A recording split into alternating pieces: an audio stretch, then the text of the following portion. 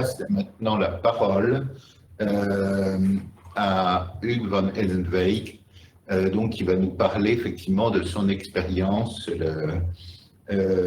chez Gogaï. Bonjour à tous. Bonjour. Est-ce que vous m'entendez bien? Oui, on vous entend bien.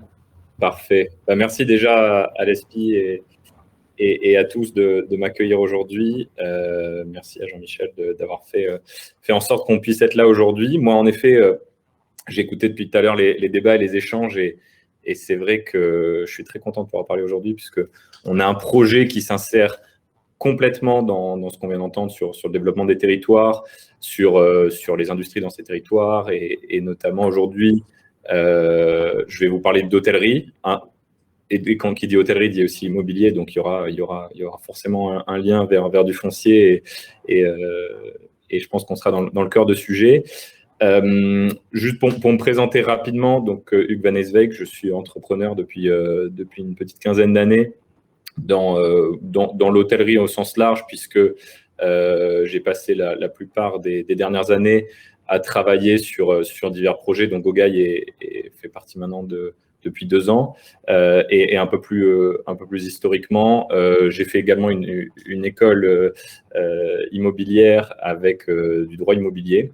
Et j'ai un parcours dans l'entrepreneuriat en ayant monté une première société qui a porté du service hôtelier dans des résidences privées et qu'on a intégré au groupe Accor Hôtel, donc notre fleuron français de l'hôtellerie. Et depuis donc maintenant 2 ans, on est 5 associés. On travaille sur Gogaï. Alors Gogaï, pour ceux qui connaissent, c'est un mot de vieux français qui veut dire passer un moment agréable, convivial tous ensemble, souvent associé à un repas et donc qui fait racine à notre histoire gastronomique et de bons vivants en France. Mais Gogaï, c'est bien plus que ça. Et ce qui nous a intéressés, c'est justement s'attaquer à l'hôtellerie des territoires, de nos territoires et notamment nos villes de taille moyenne. Donc, on vient d'en parler avec les intervenants précédents.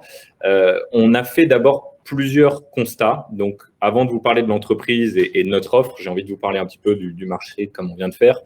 Sur Gogaï, on a fait plusieurs constats. Le premier constat, et j'entendais tout à l'heure dans les débats, mettre l'accent sur la demande, et ça, je suis on ne peut plus d'accord quand on parle d'un projet économique, c'est que je vois tellement de gens vouloir construire, offrir quelque chose sans valider en amont l'appétence qu'il y a sur ce marché-là, ou en tout cas le besoin qu'il y aurait pour sortir ce produit, qu'il faut mettre la demande en première, sur le devant de la scène.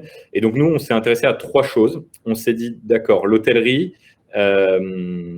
alors, sans parler de la partie immobilière, mais l'hôtellerie a connu, on va dire, un mouvement social depuis 50 ans en France qui est le suivant, qui a d'abord, on a eu le développement, alors même avant, on va dire, les 2 premières guerres, mais le développement d'une hôtellerie plutôt indépendante, puis sont arrivées les grandes marques et une structuration pendant les 30 Glorieuses autour de grandes marques plutôt centrées sur des typologies spécifiques de clients. Et depuis une trentaine d'années, ces marques ont commencé à se diluer, petit à petit partir en périphérie pour toutes les contraintes qu'on a citées précédemment, avec des centres-villes qui se vidaient à la fois de leurs habitants, mais de leur commerce, du retail, mais aussi de l'hôtellerie qui a suivi et qui est le pendant de l'activité économique, puisque c'est là où séjournent les nombreux collaborateurs et intervenants au sein de ce maillage économique. Donc, on a eu des centres-villes qui sont vidés de leurs hôtels et les seuls, malheureusement, qui ont pu peut-être un peu rester et se défendre, c'est des petits indépendants, mais qui n'avaient pas forcément le CAPEX pour pouvoir investir et pour pouvoir rénover ces hôtels pour en fait être au goût du jour.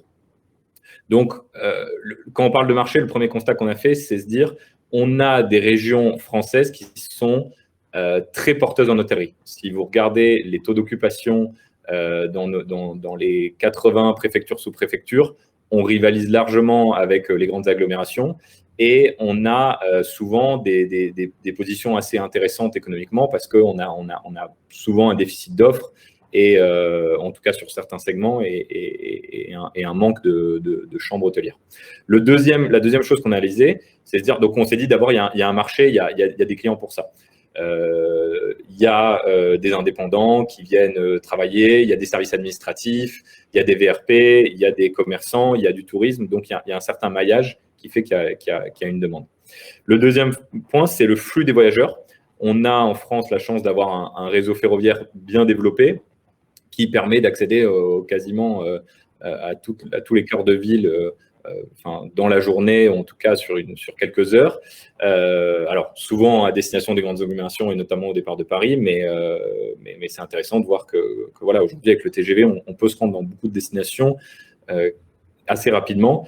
Et donc, le parcours client est souvent très intéressant. Quand on descend dans une ville, je prends un peu l'archétype, l'exemple type du commercial parisien qui descendrait dans une préfecture pour y passer une réunion. Il va souvent descendre le soir en fin de journée, il va poser ses affaires à l'hôtel, puis il va partir en ville découvrir un peu le cœur de ville, et il va vouloir séjourner ou déguster dans un restaurant typique, ou en tout cas essayer de profiter un petit peu de l'offre locale. Donc ça, c'est le deuxième point, c'est quels sont les parcours clients et comment on les capte.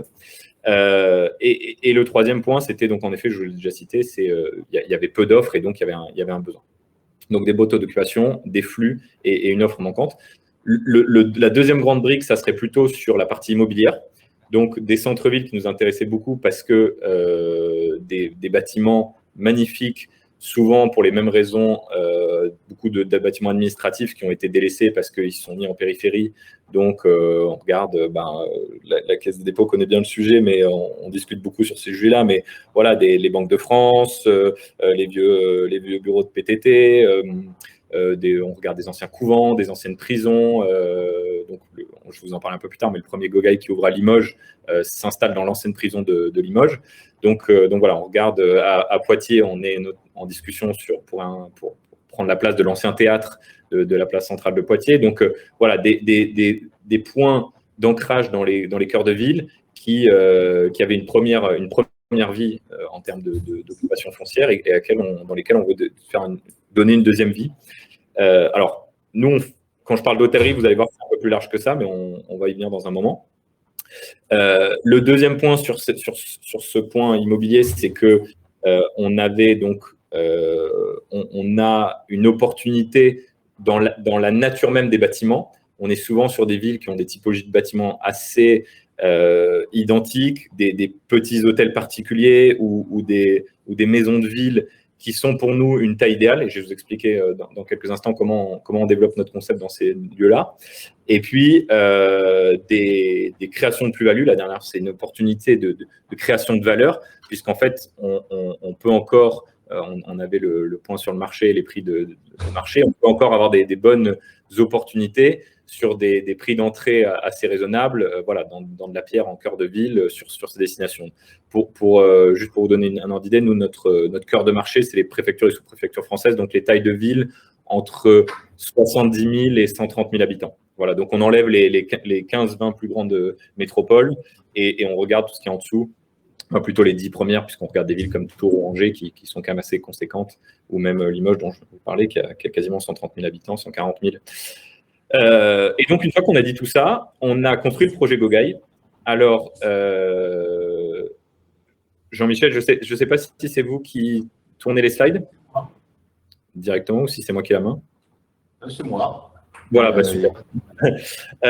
Donc, c'est bien, comme ça, je peux vous parler un petit peu du business model qui était la troisième partie, c'est de dire, une fois qu'on a fait tous ces constats marché, ce qui était intéressant pour nous, c'est de construire un produit. Construire un produit et construire un projet. Et donc, on a abordé la chose de manière un peu chronologique. Mais le premier point qui nous intéressait, on vient du milieu, alors je vulgarise un peu, mais start-up et tech. Et pour nous, c'était important de créer un produit hôtelier qui soit ancré dans son temps et qui utilise les nouvelles technologies et notamment la mobilité dans la réservation et dans tous les points de contact traditionnels qu'on avait dans l'hôtellerie par un produit qu'on a dans la main, le téléphone. Donc, historiquement, quand on prend un hôtel, on a souvent une grande unité foncière. Et la raison pour laquelle on avait un bâtiment comme ça par le passé, c'est qu'il fallait voir le client.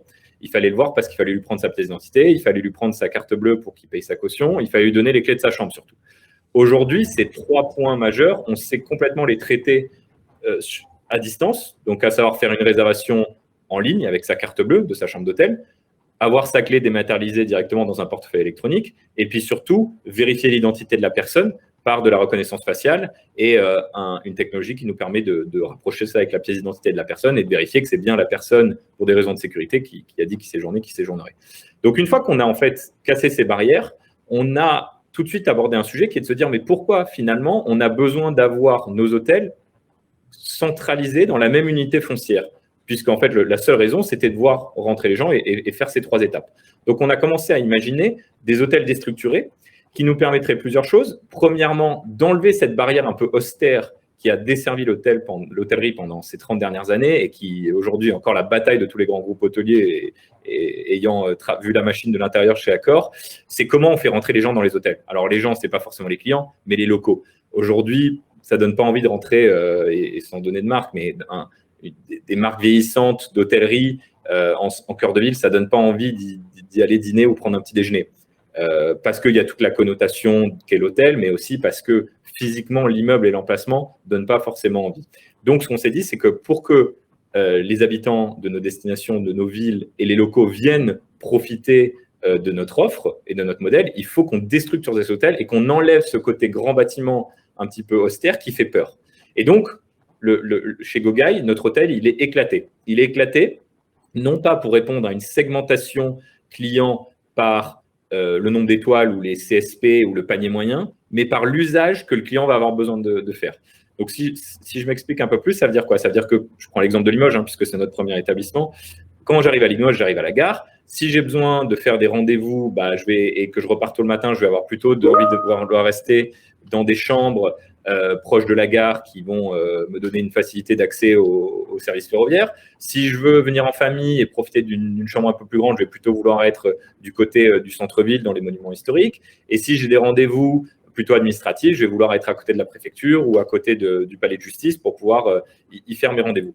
Et donc, ce qui nous intéresse, nous, c'est de proposer une offre qui répond aux besoins des gens au moment où ils vont consommer l'hôtel. Je suis d'avis qu'il n'y a pas, on a beaucoup entendu parler dans le développement des territoires de la guerre entre les hôteliers et Airbnb.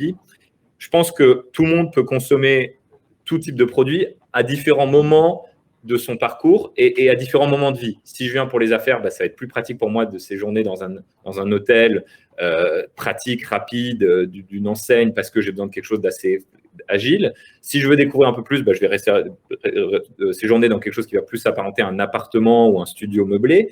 Et donc, comme ça, ce qui est intéressant, c'est de bercer l'offre en fonction des besoins des clients. Et donc, avec Gogaï, c'est ce qu'on a voulu faire. Et donc, on a segmenté notre hôtel et on l'a déstructuré. C'est le mot qu'on emploie. Notre hôtel est déstructuré dans la ville avec des clusters, si vous voulez, des packages de 15-20 chambres à chaque fois. Donc, je reviens à ce que je vous disais précédemment.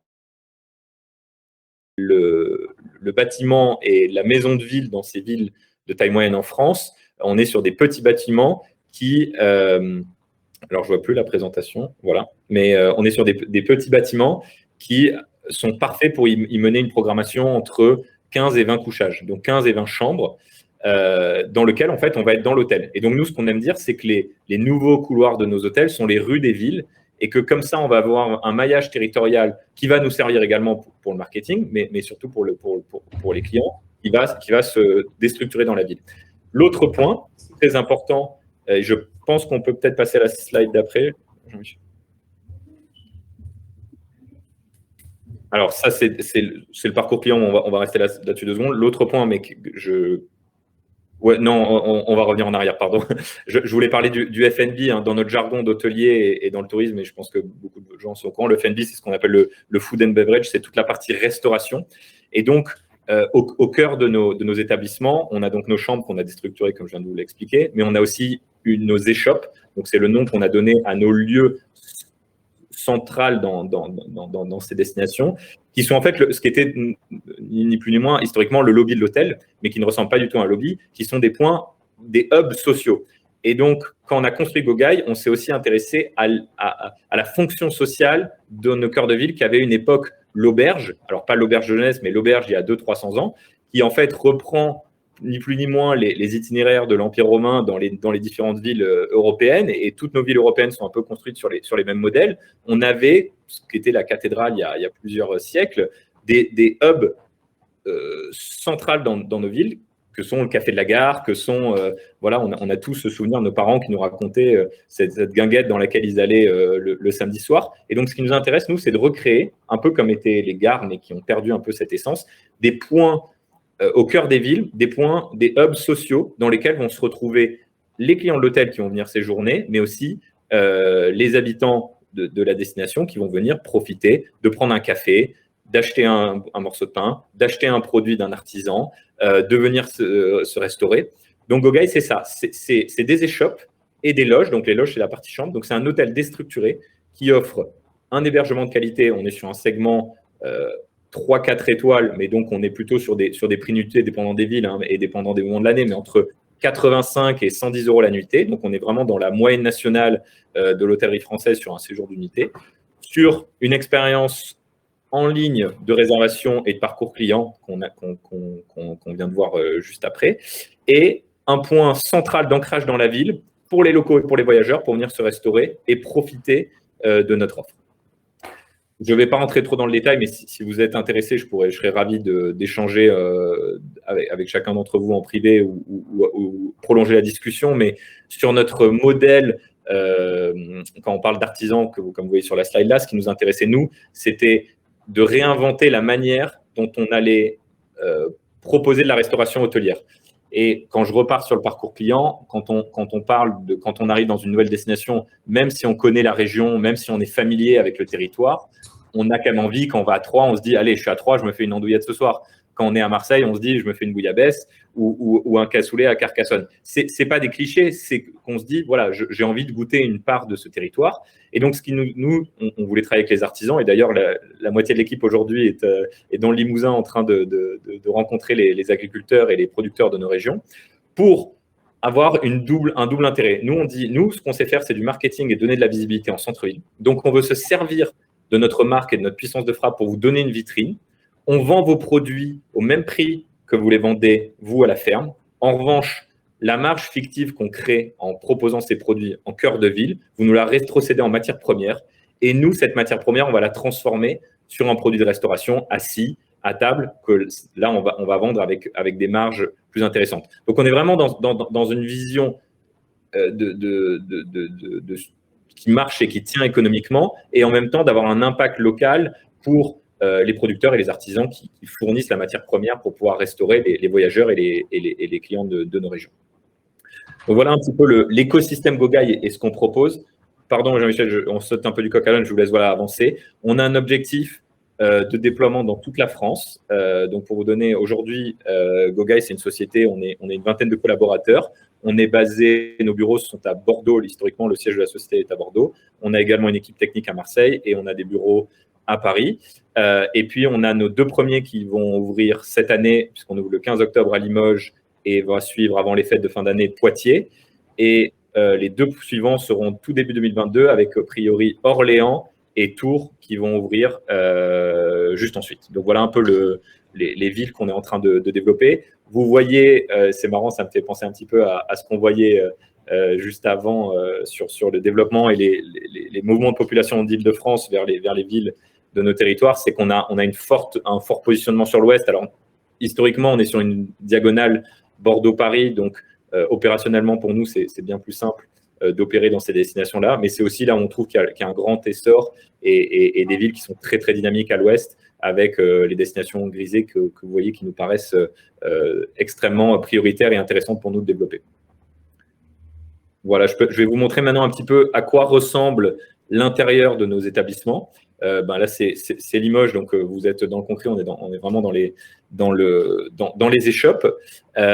Donc, quand vous rentrez dans un Gogaï, voilà, en tout cas à Limoges, ce que vous allez retrouver, on est sur la rue Adrien Duboucher, qui est la rue qui est juste perpendiculaire au Nouvel Hall de Limoges, pour ceux qui ne connaissent pas, qui viennent d'être rénovés il y a quelques années, qui sont absolument splendides. Donc, on est en plein cœur de ville, dans une rue et une artère extrêmement passante et extrêmement commerçante.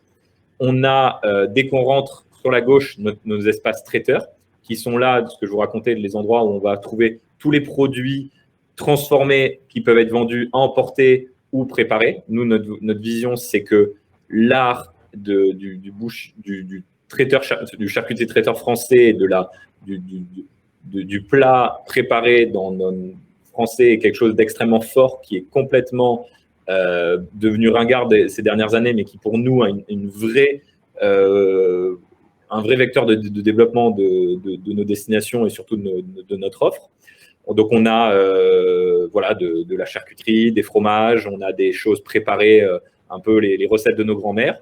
On a sur la partie droite un bar, puisqu'en fait, on est ouvert 7 jours sur 7 et toute la journée de 7h du matin jusqu'à 2h du matin le soir. Enfin, ça, c'est plutôt du mercredi au samedi, mais on a ce lieu de vie, ce que je vous ai raconté, cette volonté d'être le hub, et donc de se dire, quand j'arrive dans ces destinations-là à 22h, combien de fois je ne suis pas descendu dans une ville où tout était fermé et je ne trouvais pas un steak frites à 22h. Donc l'idée là, c'est de se dire, je vais chez Gogaï et je sais que j'ai cet ancrage et ce lieu qui est toujours ouvert, où je vais manger quelque chose de local, quelque chose de qualitatif et quelque chose qui va me plaire. On a la partie boulangerie. Pour nous, le pain, c'est un petit peu la vie. Je suis demain d'ailleurs, pour ceux qui le connaissent, avec notre ami Roland Feuillas à Cucugnan, les maîtres de moulin et le développement du pain artisanal sur plein de choses, mais ça, on ne va pas ouvrir ce chapitre-là, sur les blés anciens et sur le renouveau de l'agriculture et des semences anciennes. Donc, le pain, pour nous, est au centre du projet, avec toujours cette notion de flux et d'être un hub au centre des villes, où les gens viennent chercher un pain, prendre un café, prendre un plat emporté. Et donc, on veut ce brassage continu qui pour nous est en fait vraiment la fonction sociale que devrait avoir un hôtel au cœur d'une ville. C'est-à-dire, j'accueille les voyageurs, je les fais échanger avec les locaux, ils ont une interaction, ils consomment, et puis ils repartent vers leur activité, leur rendez-vous, leur prochain voyage. Et je trouve qu'on a vraiment perdu, c'était vraiment ce qui nous motivait dans le projet Gogaï, sur lequel on travaille depuis maintenant plusieurs mois et années, c'était de remettre cette hôtellerie, réinventer la manière dont on consomme nos villes et repositionner l'hôtellerie et l'hospitalité au cœur des villes. Donc voilà, ça, c'est les différentes perspectives que vous pouvez voir au fur et à mesure de parler. Et puis, dans la deuxième partie, donc sur Limoges, on est sur à peu près 350 mètres carrés. La taille minimum pour nos échoppes, c'est environ 300 mètres carrés. Puis, on va monter sur des surfaces un peu plus grandes dans certaines villes, entre 400 et 500 mètres carrés, avec un espace de restauration. On a une 60aine de places assises pour justement des gens qui voudraient venir, déjà les clients de l'hôtel qui ont besoin de se restaurer, et puis également des locaux. On n'est pas du tout réservé à notre clientèle. C'est des lieux de vie ouverts sur la ville qui du coup vont également accueillir les habitants de chacune de nos destinations et les restaurer comme il se doit, avec des bons petits plats maison, tout préparé dans nos cuisines, découpés et faits en partenariat avec nos producteurs. Je ne sais pas s'il reste une autre photo, mais je crois qu'on arrive à peu près au bout des visuels. Voilà, il y a quelques angles de vue, mais comme ça, vous avez un bon ensemble. On est en travaux, donc à Limoges, si vous passez devant rue Adrien-Dubuchet, vous allez voir qu'il y a les panneaux Gogaï. On est actuellement en travaux puisqu'on ouvre le 15 octobre. Donc, c'est pour ça que je vous présente des photos 3D, des perspectives d'architectes, pour que vous imprégniez un petit peu du concept. Mais vous êtes tous les bienvenus pour venir nous retrouver le 15 octobre à Limoges. Merci. Voilà. Ce qu'on fait chez Gogaï, et je crois que j'espère que j'ai respecté le temps qui m'était imparti, mais c'était important pour moi de vous parler de ce projet. Puis évidemment, si vous avez des questions, je peux y répondre tout de suite, ou je serais ravi de passer mon adresse mail. Oui, j'ai une question à vous poser. Oui. Généralement, j'ai entendu que pour les hôtels, il fallait au moins 40 à 50 chambres pour avoir un bilan, je dirais, équilibré. C'est tout à fait vrai. J'ai compris tout à l'heure que vous étiez autour de 15-20 chambres. Alors, les 15-20 chambres, c'est par unité foncière. Donc, en effet, ce que vous dites est parfaitement vrai, et tout le monde dans l'hôtellerie va vous le confirmer. Historiquement, ce qu'on dit, c'est qu'à partir de 45 chambres, on peut amortir les frais de structure, les charges opérationnelles. Nous, ce n'est pas de dire on limite, et en effet, on ne sait pas non plus être rentable à 15 chambres. En revanche, ce qu'on sait, c'est se dire, on a dans une unité foncière, on s'adapte en fait au territoire. Donc, quand je vous parle de 15 chambres, c'est dans une unité foncière.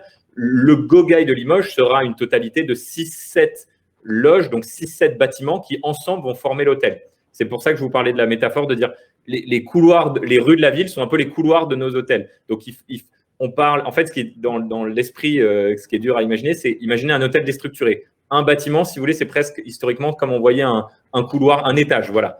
Sauf que nous, on s'adapte au foncier existant, et donc, on a des groupes comme ça de 15-20 chambres.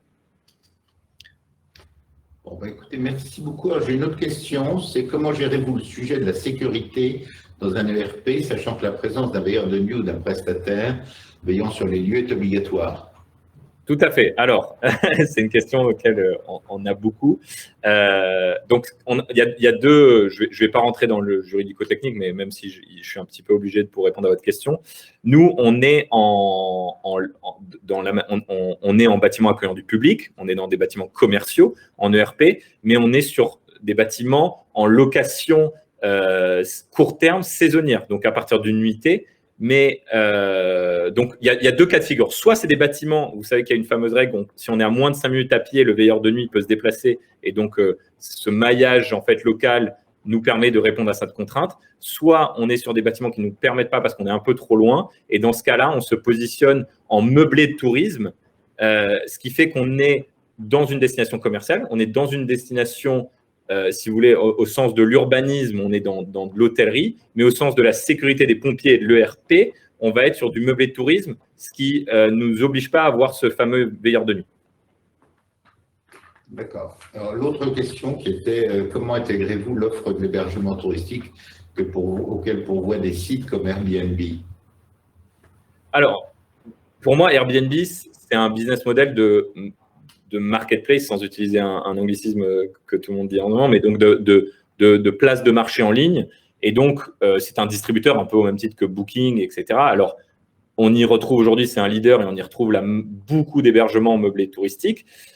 Pour moi, le sens du marché, comme je vous le disais précédemment, et ayant monté un concurrent d'Airbnb et ayant travaillé dans l'hôtellerie chez Accor, j'ai vu les deux côtés pendant des années, je pensais que l'un allait prendre le dessus sur l'autre et finalement, j'en suis pas si sûr. En fait, il y a deux réponses à cette question. La première, c'est, je pense qu'il y a pour chaque usage et chaque moment une offre qui peut être différente. Donc, je pense qu'on peut être client des deux à certains moments de notre vie en fonction de nos besoins. Et l'évolution, ça c'est très personnel, mais je pense que l'évolution du marché va tendre vers une professionnalisation des logements sur Airbnb et petit à petit, les deux mondes vont se rapprocher et c'est un petit peu le pari qu'on fait avec GoGuy, c'est-à-dire une grande professionnalisation et une mise aux normes, puisqu'en effet, c'est pas normal, hein, nous on est des hôteliers, qu'il n'y ait pas les mêmes contraintes, donc une mise aux normes des logements meublés pour arriver sur quelque chose de significativement similaire à ce qu'on a dans l'hôtellerie en termes de normes de sécurité en tout cas, et une personnalisation dans une tendance un peu plus lifestyle de l'hôtellerie qui, elle, va retrouver cette touche décorative et cette ambiance chaleureuse que cherchent les clients quand ils séjournent dans un Airbnb, où on a un peu plus un goût et un arôme de la culture locale, plus que dans un hôtel, on va dire, standardisé, mondialisé, avec des normes. Donc, je pense que l'un et l'autre ne vont pas mourir loin de là. En revanche, je pense qu'on va avoir un resserrement et que donc Airbnb va devoir, comme il le fait déjà, beaucoup se professionnaliser et fournir petit à petit de plus en plus de services pour rivaliser avec les hôteliers qui, eux, ne manquent pas non plus d'imagination et vont rapidement et s'adaptent déjà. Hein, on le voit depuis 5-6 ans. C'est incroyable le nombre de projets hôteliers qui sont sortis avec des choses exceptionnelles. Écoutez, merci beaucoup. Merci Hugues. Eh bien, avec grand plaisir. Merci. Et très nouveau aussi. Merci pour votre soutien et merci pour l'invitation. C'était très agréable.